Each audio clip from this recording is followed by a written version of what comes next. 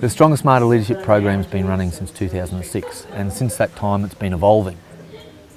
So we've brought in new processes, new frameworks, new ways of thinking and talking and doing, but they've all been consistent with the underlying set of beliefs that Stronger Smarter is built on, that were there in the work of Chris Sarr at the Cherbourg School. In the Stronger Smarter Leadership program, we've selected and come to use the metaphor of the Dilly Bag as one of our key metaphors.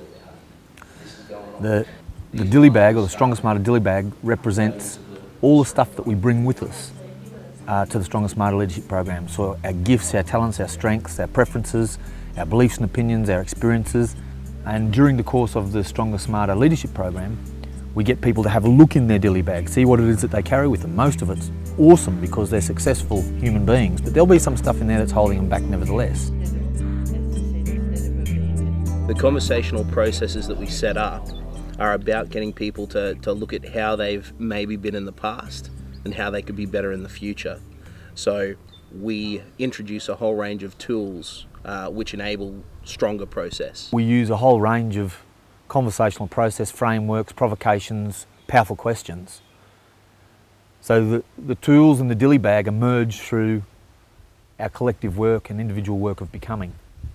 So we then just hold those tools up and say, do you realise we've just used this tool as a tool for reflection, or we've just used this tool as a tool for a conversational process for a particular purpose.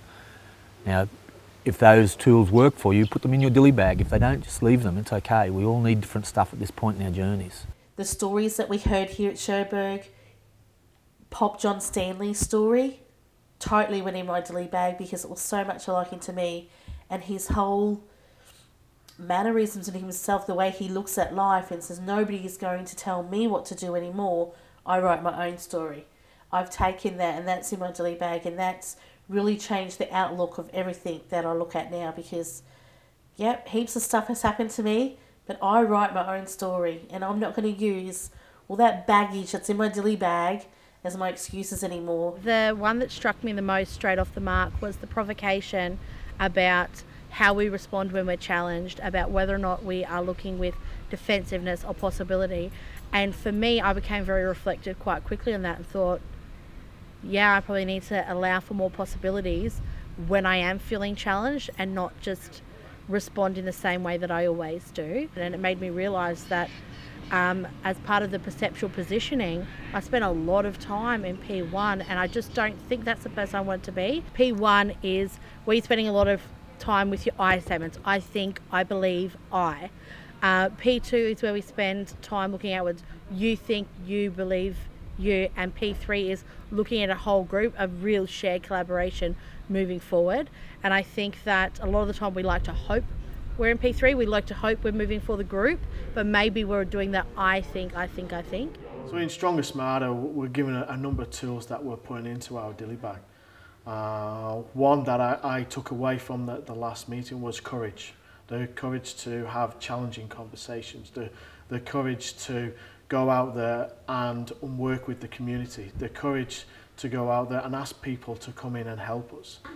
Using the yarning circle can be used in many ways, within the classroom, with your staff in a staff meeting.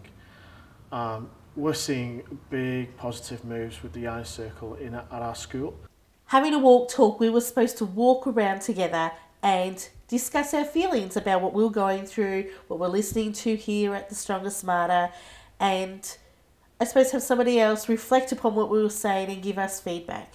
Whenever she could see that I was not saying something and I had something to say, she'd go, well, what do you say, Amanda? What do you think about that? What are you feeling? Are you really feeling that? Do you think you're feeling that because... And she would keep pulling until she actually had me state something.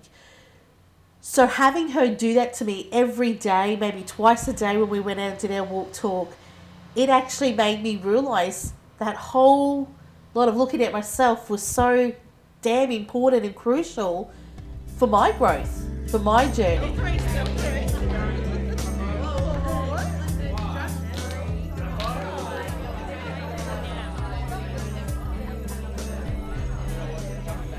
what we do on the Stronger Smarter Leadership program is help people realise that the things they have in their dilly bag, they can take out if they're holding them back, and they can put our stuff in. So what makes our process and the way we run the process unique, I think, is that we start with the person. We're about doing things with people, not to them. So it's not about giving them a whole bunch of things that are going to change them. It's about introducing them to processes that enable them to be the best they can be as educators.